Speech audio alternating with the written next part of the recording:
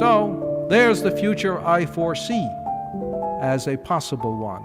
Energy from space, space fully exploited, a nice computerized, automated civilization, women's lib, also, which I haven't discussed in this particular speech, but for very good reasons, revolutions in education, an automatic end to racism, because the earth cannot continue under an appropriate civilization as long as some people feel, rightly, that they are discriminated against. And this is going to be a sort of peaceful world, a sort of world, as I see it, which has accomplished its aims, and they're liable to be bored to death. I mean, having saved them from all the different kinds of deaths through overpopulation, through energy starvation, through pollution, through internal violence and terrorism, through all this, you end up with everyone just yawning themselves to death. Because after all, through all of history, men have been human beings have been used to living with risk and danger, etc., etc. Well, they'll still exist up there. And in the end, find a new place where for a period of time population can expand, where you can be a pioneer, where you can take your risks. It may be that the space settlers will be the cutting edge of human exploration, that it is they who will explore the outer solar system. It is they who will build and take part in the great starships that may someday leave the solar system forever on their slow way towards distant stars. It is through them that we may fall heir to the universe. It is through them that we will finally outgrow the infancy of the human race, stuck as it is to the cradle of the earth, and through them we will finally become adults and expand and spread out into our proper home, which is nothing less than the entire universe.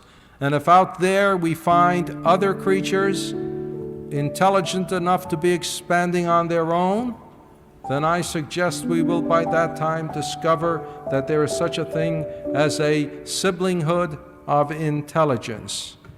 Any intelligent species that has reached the point where it can expand beyond its own planetary system must have defeated those, or maybe never had them, those vile instincts which led them to fight with each other. Because if we can't defeat them, we'll never get out into space. We'll all die right here on Earth. If we get out into space, it's because we have learned how to do something better than to destroy our brother and sister. And if we do, they do too. And when we meet, it will be on an entirely new basis of humanity in a general sense, not referring to the human species alone. After all, the vast evolution of the universe from the very beginning of its existence as a cosmic egg or as a thin scattering of dust and gas has been to increase the complexity of its parts until some of it has grown sufficiently complex to have a brain sufficiently elevated to be able to look at the universe and wonder what it is and what it's like and how best to cooperate with it to expand.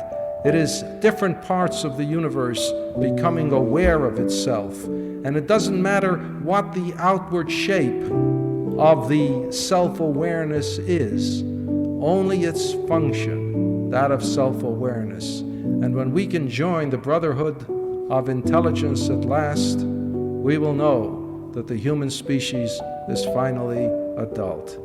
Thank you very much.